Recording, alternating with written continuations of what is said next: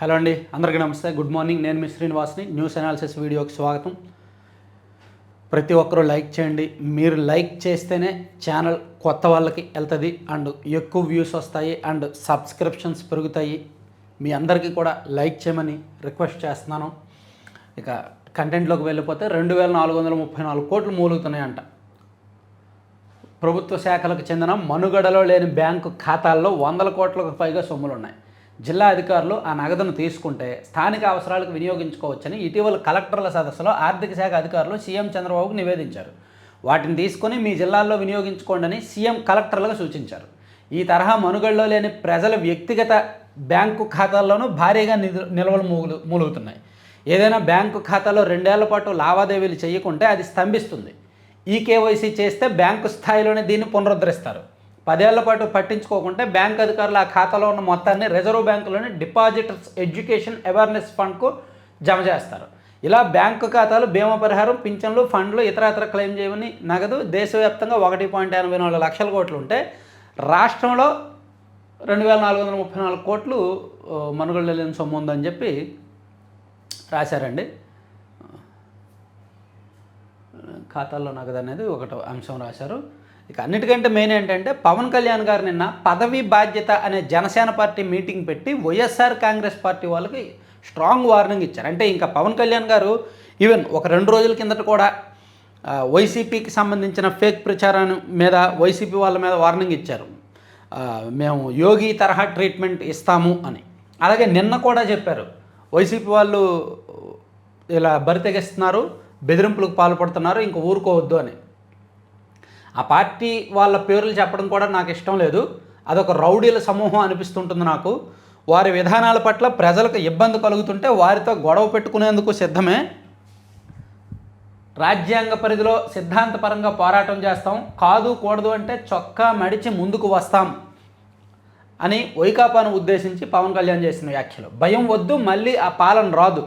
నా గొంతులో ప్రాణం ఉండగా రాష్ట్ర సమగ్రతను దెబ్బతీయనివ్వను. ప్రజాస్వామ్య వ్యవస్థ బలోపేతమయ్యే వరకు కూటమి. ఆ పాలనకు మన పాలనకు తేడా ఉండాలి. రాష్ట్రంలో శాంతి భద్రతలు ముఖ్యం.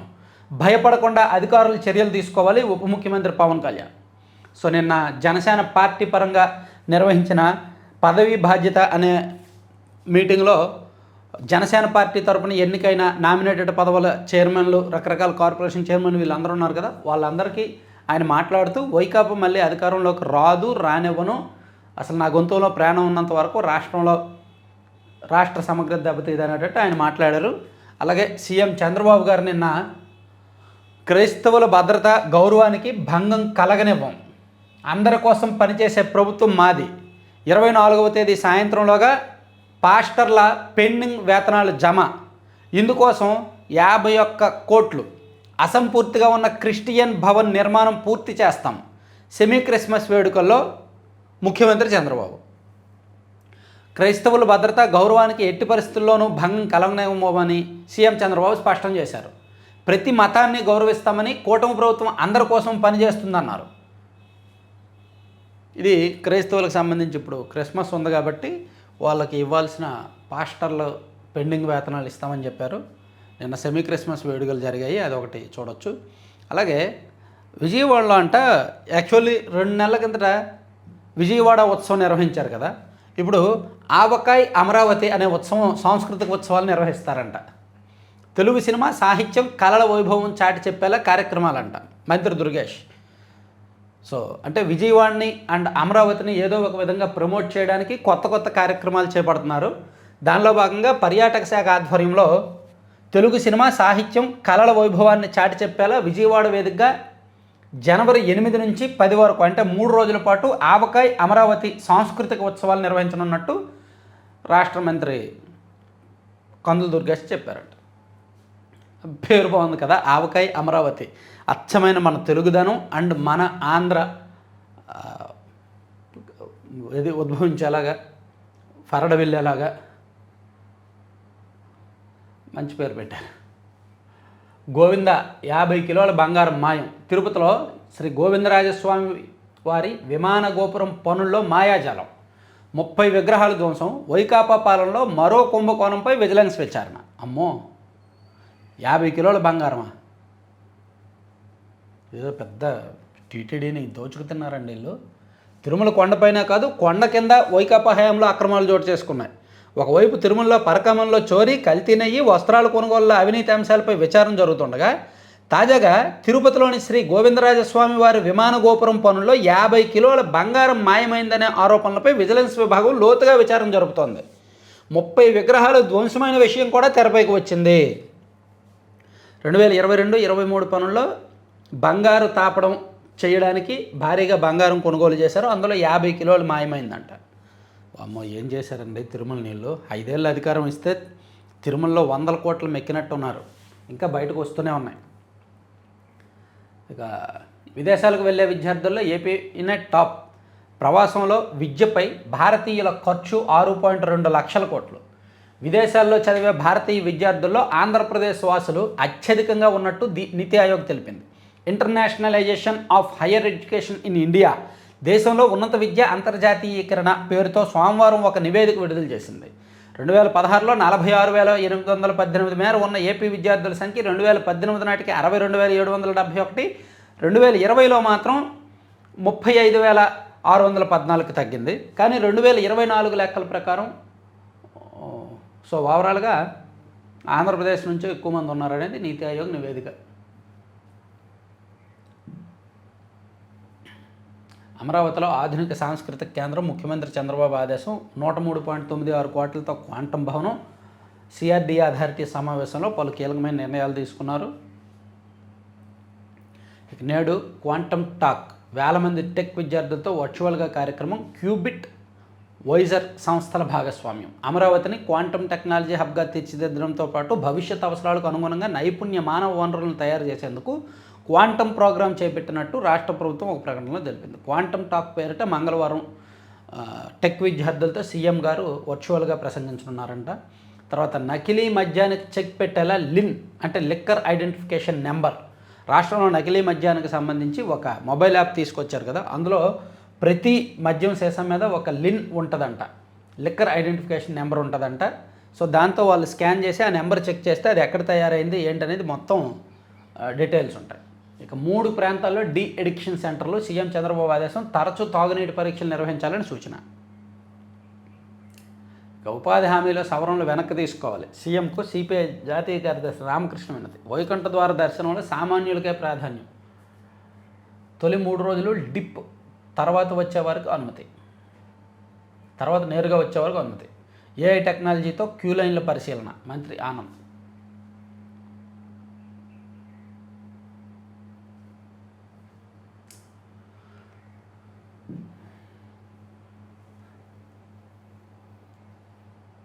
పదేళ్ల తర్వాత రాష్ట్రంలో బ్యాడ్మింటన్ ఛాంపియన్షిప్. దేశానికి క్రీడా శిక్షకులను అందించే స్థాయికి ఏపీ. అమరావతిలో అన్ని క్రీడాంశాలతో స్పోర్ట్స్ యూనివర్సిటీ. పోటీల ప్రారంభ వేడుకల్లో నేతలు వెల్లడి.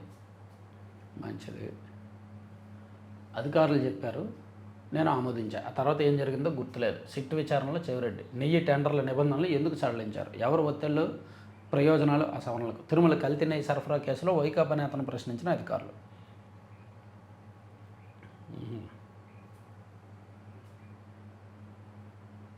చెవిరెడ్డి అప్పట్లో టీటీడీ బోర్డు మెంబర్గా, టీటీడీ బోర్డు కొనుగోళ్ల కమిటీ సభ్యుడిగా ఉన్నారంట. కాబట్టి కొనుగోళ్ల కమిటీలో కీలకమైన నేత కాబట్టి ఈయనకు అందులో ఏం భాగస్వామ్యం ఉంది ఆ స్కామ్లో అనేది ఈయన్ను ప్రశ్నించారు నిన్న సిట్ పోలీసులు. తర్వాత తిరుమలలో పలు సేవల రద్దు. నిండు గర్భిణిపై కన్నవారి దాష్టికం. పరువు హత్య కేసులో 3 అరెస్టు.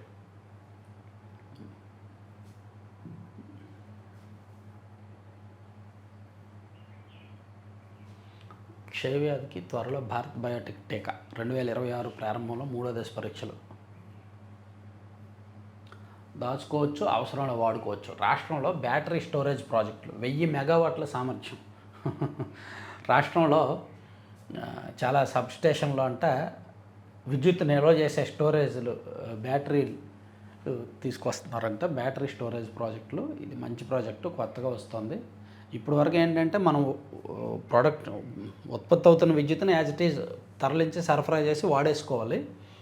సో ఇప్పుడు స్టోరేజ్కి ఒక సపరేట్ ప్రాజెక్టులు చేపడుతున్నారు. నేడు పులివెందులకు జగన్మోహన్ రెడ్డి గారు వెళ్ళబోతున్నారు. 3 రోజుల పాటు అక్కడే ఉంటారు. అక్కడ క్రిస్మస్ సెలబ్రేషన్స్ చేసుకొని మళ్ళీ 25 ఈవినింగ్కి లేదా 26 మార్నింగ్కి తిరిగి వస్తారు. మేబీ తాడేపల్లి వస్తారా, లేదంటే అటు ఎక్కడ బెంగళూరు వెళ్తారో తెలియదు. ఇక అమ్మకు అండగా ఆర్డీఓ. బతికుండగానే తల్లి మృతి చెందినట్టు తప్పుడు ధృవీకరణ, ఆమె ఆస్తిని విక్రయించిన కుమారుడు, రిజిస్ట్రేషన్ రద్దు చేయించిన లక్ష్మీ ప్రసన్న. ఆర్డీఓ. కన్నతల్లి బతుకున్న మృతి చెందినట్టు తప్పుడు ధృవీకరణ పత్రాలు సృష్టించి ఆమె పేరిట ఉన్న వ్యవసాయ భూమిని కుమారుడు ఇతరులకు విక్రయించేశాడు. మా అమ్మ లేదు, సో మా అమ్మ పేరిట ఉన్న భూమి నాదే కాబట్టి నేను అమ్మేస్తున్నానని చెప్పి అమ్మేశాడంట. అందుకు ఆమె డెత్ సర్టిఫికేట్ కూడా తీసుకున్నాడంట. ఎంత ప్రబుద్ధుడో చూడండి, ఎంత దారుణమైన వ్యక్తి వాడు. తోలుపై విశ్వరూపం. ఓకే, సో ఇవన్నీ ఈనాడులో అంశాలండి. ఈనాడుని కాస్త పక్కన పెట్టి సాక్షికి వెళ్దాం. సో మీకు ఒక చిన్న రిక్వెస్టు, మన మ్యాగజైన్ రెడీ అవుతుంది. ఆల్మోస్ట్ డిజైన్స్, కంటెంట్ అన్నీ రెడీ అవుతున్నాయి. మీకు జనవరి 1st వీక్ రిలీజ్ అవుతుంది. జనవరి 1st వీక్ అంటే నేను డేట్ ఎగ్జాక్ట్లీ చెప్పలేను, ఎందుకంటే ఎప్పటికి ప్రింటింగ్ అంతా బయటకు వస్తుంది తెలియదు. Maybe 1st week.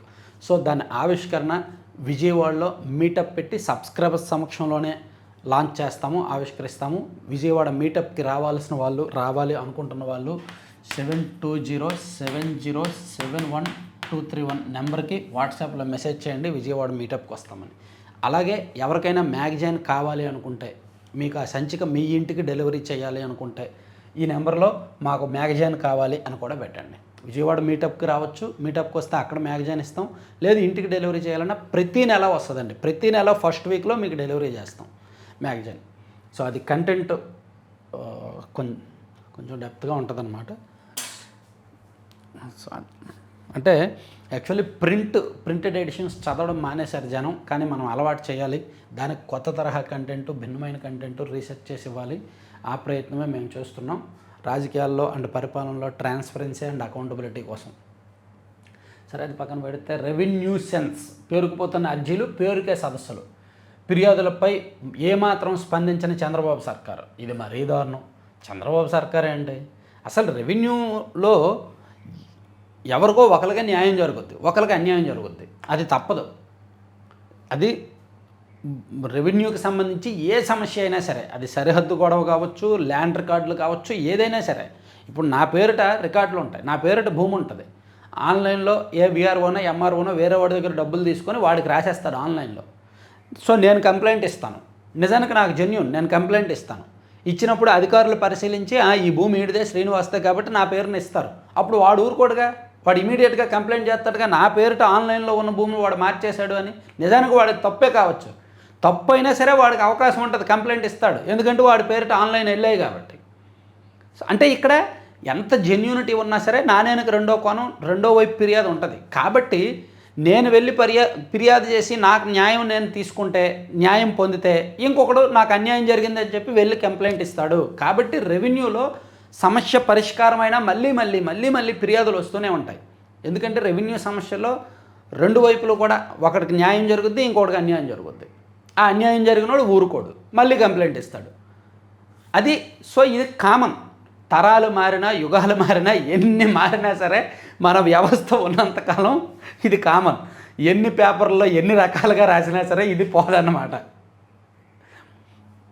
ఒక్క సెంటు భూమి అయినా ఎవరైనా వదులుకుంటారా? సర్లే పోతే పని, ఎందుకు గొడవ అని వదులుకోరుగా. ఫైట్ చేద్దాం, పోయేదేముంది, కంప్లైంట్ ఇద్దాం, పోయేదేముంది అనుకుంటారు.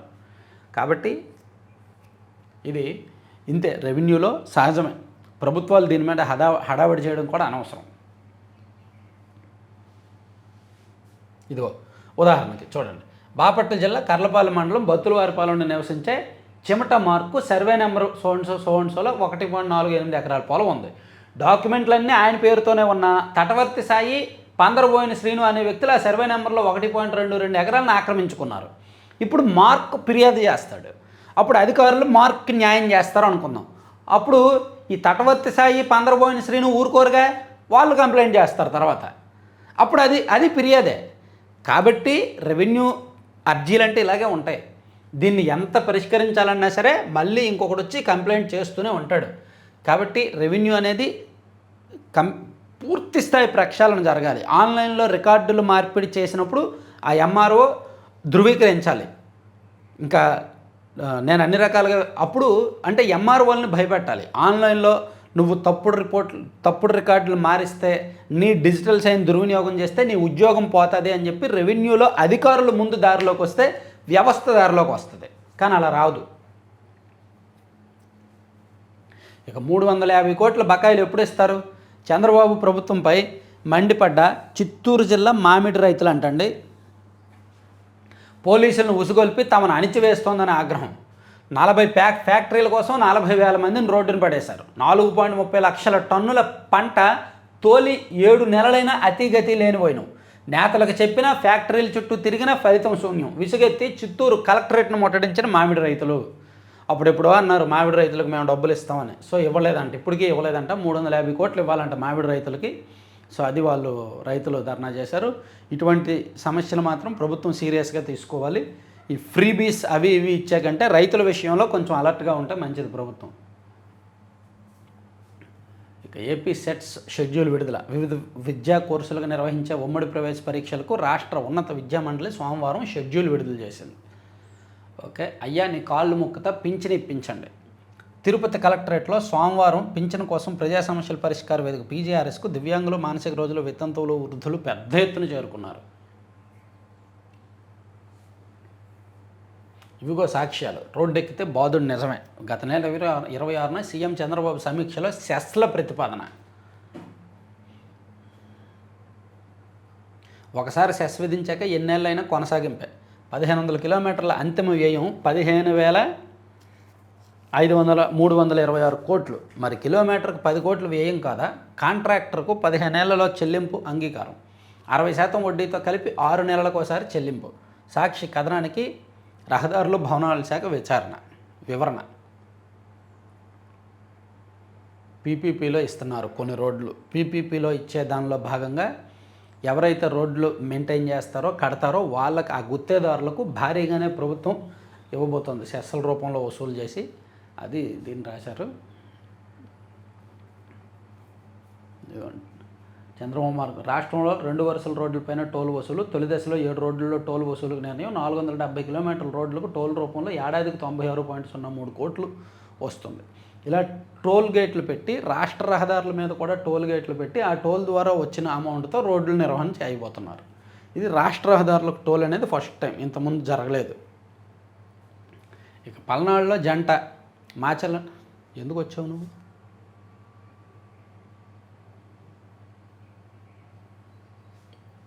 మాచల నియోజకవర్గం దుర్గి మండలం అడిగప్పలలో ఘటన.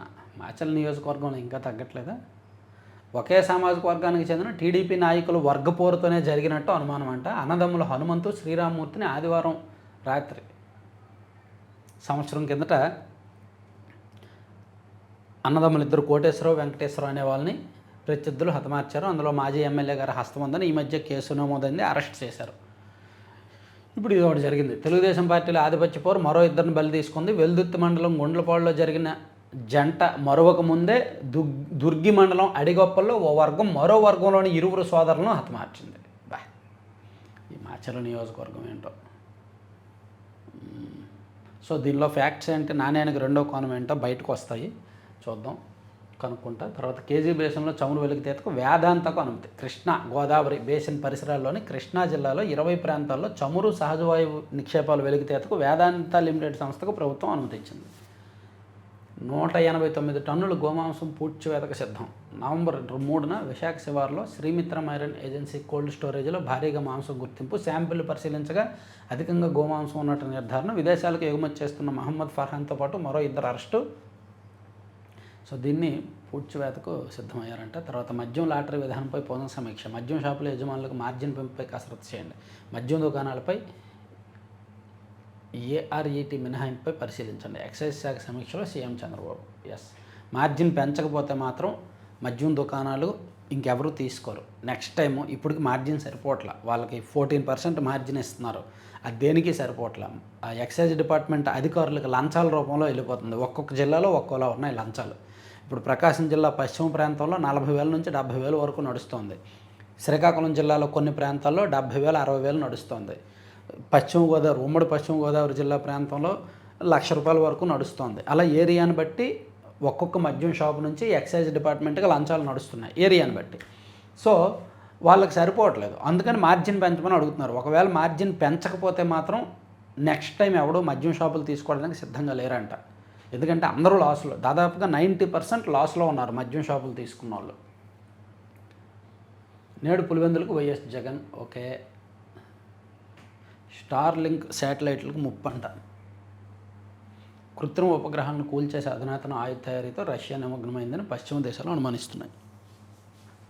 కొండలపై కత్తి కాలపరీక్షకు తట్టుకొని నిలిచిన పురాతన ఆరావళి పర్వత శ్రేణులు మనిషి పేరాస్తో ఉనికి కోల్పోయే ప్రమాదంలో పడ్డాయి.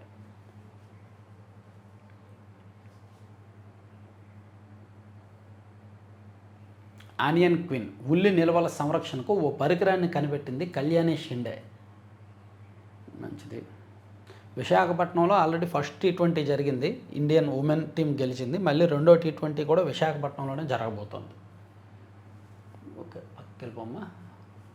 ఆంధ్రజ్యోతిలో బెదిరింపులు మానండి అని పవన్ కళ్యాణ్ గారు చేసిన హెచ్చరికలను ఈనాడులో హైలైట్ చేశారు ఫస్ట్ పేజీలో, అండ్ ఆంధ్రజ్యోతిలో కూడా బ్యానర్లో హైలైట్ చేశారనమాట. వైసీపీ నేతలకు పవన్ కళ్యాణ్ గారు ఇచ్చిన వార్నింగ్ని హైలైట్ చేశారు.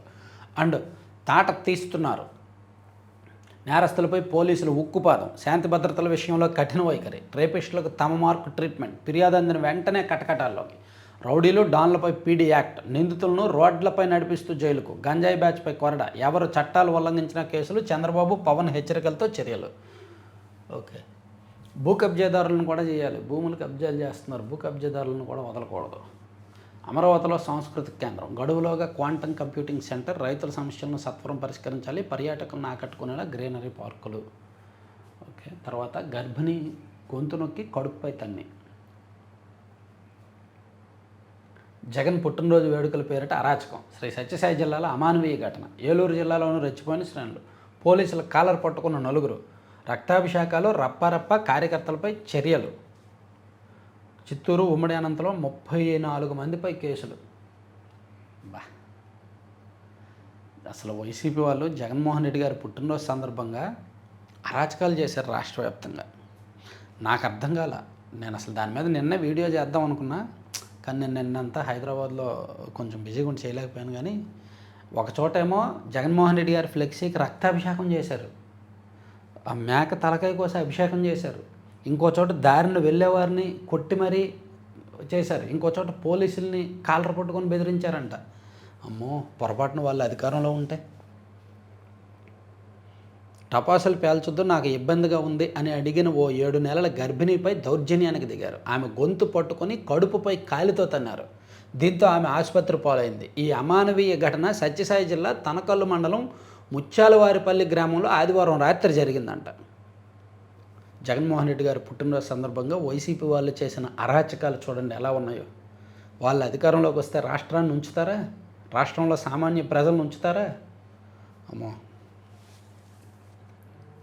సో అందుకని జాగ్రత్తగా ఉండాలి. రాష్ట్రం ఎవరి చేతిలో పెట్టినా పర్లేదు, కానీ వాళ్ళ చేతిలో పెట్టకూడదు అనిపిస్తుంది ఇటువంటి వార్తలు చదివితే. సింగపూర్ షార్జా సీట్లన్నీ ఫుల్, విజయవాడలో అంతర్జాతీయ విమానాలు దూకులు, సింగపూర్ షార్జాలకు నేరుగా సర్వీసులు, 100% ఆక్యుపెన్సీతో నిండుగా రాకపోకలు, దుబాయ్ వెళ్ళేవారు షార్జాకు, అక్కడి నుంచి సులువుగా గమ్యానికి, దుబాయ్ శ్రీలంకలకు సర్వీసులు నడపాలంటున్న ప్రయాణికులు. ఓకే, ఖర్చు 25, దోపిడీ 75, నకిలీ మద్యం ముఠాకు కాసుల వర్షం. అంతేగా, నకిలీ మద్యం తయారు చేస్తే చాలా తక్కువ ఖర్చు అవుద్ది, ఎక్కువ ఆదాయం వస్తుంది. ఒక్కో మద్యం క్వార్టర్ తయారీకి అవసరమయ్యే బ్లెండ్ ఖర్చు 15 రూపాయల లోపు ఉంటుంది. కానీ బెంగళూరుకు చెందిన బాలాజీ 45కు అద్దెపల్లి సోదరుకు విక్రయించాడు. నకిలీ మద్యం నింపడానికి ప్లాస్టిక్ ఖాళీ చేశాక ₹1, మూతకు మరో రూపాయి, బాటిల్ పైంటించే లేబుల్కి 20 పైసలు ఖర్చు చేశారు. బ్లెండు ఇతర ఖర్చులు కలిపిన క్వార్టర్ బాటిల్కి ₹45 మాత్రమే ఖర్చు అయింది. కానీ బాటిల్ను ₹100 అమ్మారు. అంటే ఒక్కో సీసా మీద ₹50 లాభం వచ్చింది. అందుకని భారీగా పంచుకున్నారు, భారీగా సంపాదించింది ఇలా చేశారు. మన తాగుడు తక్కువే, ఏపీలో తలసరి మద్యం వినియోగం 2.71 లీటర్లు, తెలంగాణ కర్ణాటకలో 4 లీటర్ల పైనే. స్టార్లింక్ ఉపగ్రహాలకు రష్యా గన్ను, వాటిని లక్ష్యంగా చేసుకొని కొత్త ఆయుధాలు తయారీ, ఉపగ్రహాలకు ఉన్న కక్షలోకి మిల్లీమీటర్ సైజ్ పైలట్లను ప్రయోగించడం ద్వారా ధ్వంసం చేసే ప్రణాళిక అనేది రష్యన్ ఉపగ్రహాల మీద ఒకటి రాశారండి. రష్యాకు సంబంధించి ఇంకా ఇచ్చంపల్లి నుంచి తరలిస్తే మహారాష్ట్రకు ముంపు 200 టీఎంసీల గోదావరి నీటిని తెలంగాణ వాడేసుకుంటుంది.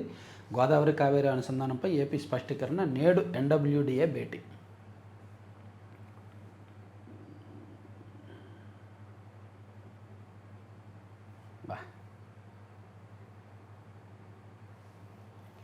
గల్ఫ్ దేశాల్లో కాలనాగులు, భర్త శవం కదలాలంటే కోరిక తీర్చాలంటూ వేధింపులు, సాయం పేరిట మృతుల భార్యలపై ఒత్తిడి, దుబాయ్లో ఓ ప్రబుద్ధుడు భోగోతం వెలుగులోకి, టీడీపీ నాయకుడినంటూ ప్రచారం. దుబాయ్లో టీడీపీ నాయకుడినంటూ ప్రచారం చేసుకొని ఇలా చేస్తున్నాడంట ఎవడో మరి ఆ ప్రబుద్ధుడు, పేరు లోపల రాసి ఉంటారు. సో ఎటువంటి వాళ్ళు ఉన్నారనేది. ఆవకాయ అమరావతి పోస్టర్ ఆవిష్కరణ. ఓకే, ఆంధ్రప్రభలో చూస్తే జగన్మోహన్ రెడ్డి గారు వార్నింగ్లు ఇచ్చారు. అండ్ బెల్ట్ తీయండి, అవ్వదమ్మా బెల్ట్ తీరమ్మా. ఊరూరో బెల్ట్ షాపులు 4-5 షాపులు ఉంటే బెల్ట్ తీయండి అని ఆయన చెప్పడం, వీళ్ళు వినడం, వీళ్ళు రాయడం, అది అయ్యేది కాదమ్మా. అస్సలు ఇంపాసిబుల్ అమ్మా. అమరావతిలో అంతర్జాతీయ కల్చరల్ సెంటర్ ఎవరు? అమరావతి శాఖ మంత్రి గారు చెప్పారా? పాపం మీడియా మేనేజ్మెంట్లో టాప్ ఈ మినిస్టర్ గారు. అది తప్ప ఇంకేం ఉండదు, పని ఉండదు, ఏముండదు. గోదావరి ట్రైబ్యునల్ ఇంకెప్పుడు ఎగువన అనుమతి లేని ప్రాజెక్టులో జలాలను వాడేసుకుంటున్న ఎగువ రాష్ట్రాలని రాశారు. తర్వాత పనిచేయని హస్తవాసి, కాంగ్రెస్ ప్రాభవం నానాటికి పతనం. బోలేబాబు సంస్థకు ఎందుకు అవకాశం ఇచ్చారు? అనంతపురంలో కాల్పులు కలకలం, నిందితుడిని పట్టుకునేందుకు ప్రయత్నించిన సిఐపై కత్తితో దాడి, తీవ్ర గాయాలు.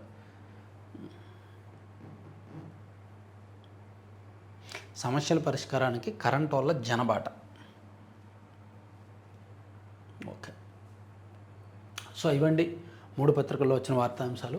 చివరి వరకు చూసిన ప్రతి ఒక్కరికి ధన్యవాదాలు. సో మ్యాగజైన్ పనుల మీద తిరుగుతున్నాం అన్నమాట. సో జనవరి 1st వీక్ లాంచింగ్ అని చెప్పాను కదా, రావాలని ఇంట్రెస్ట్ ఉన్న వాళ్ళ నెంబర్కి సంప్రదించండి.